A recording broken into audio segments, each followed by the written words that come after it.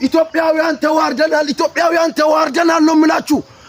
አንድ ወንድሜ ማስተርስ ነው ፒኤችዲ ከአገር ባህር ማዶ ስኮላርሺፕ ትምህርት አገኘና ለትምህርት ሄደ።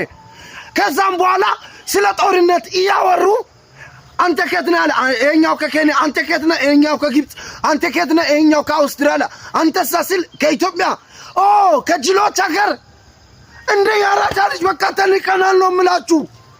ትግራይ ክልል የማን ነው? የኢትዮጵያ ነው። ኦሮሞ ክልል የማን ነው? የኢትዮጵያ ነው። አማራ ክልል የማን ነው? የኢትዮጵያ ነው።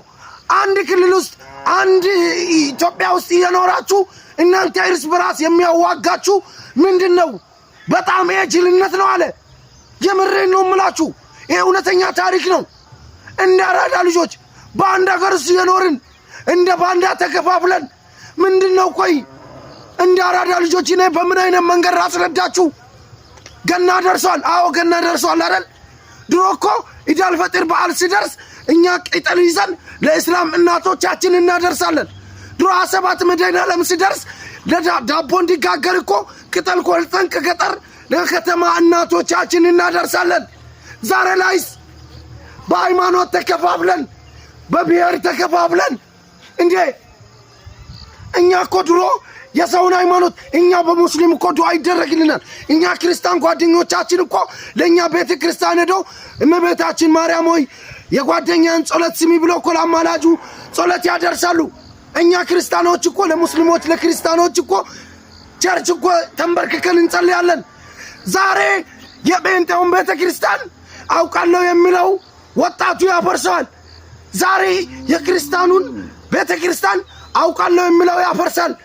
ዛሬ ላይ የሙስሊሙን መስጊድ አወቅን የሚሉ ሰዎች ያፈረሱ ነው። እንደ አራዳ ልጆች በምን አይነት መንገድ ነው የምንግባባው እንዴ? ልዩነታችን እኮ ውበታችን እኮ ነው።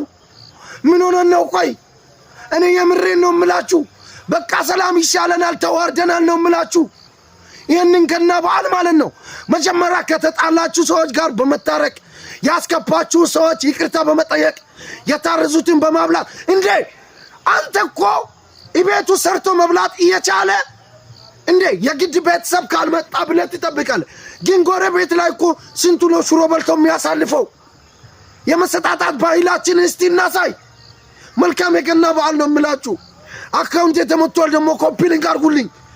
የተሻለ ትምህርት ለሀገሬ በቃ ባደረኩት አካውንቴ ቪዲዮ የታየልኝ አይደለም። ኮፒ ሊንክ ሼር ሪፖስት ይደረግ ነው የምላችሁ። ይመቻችሁ አራዳ ልጆች።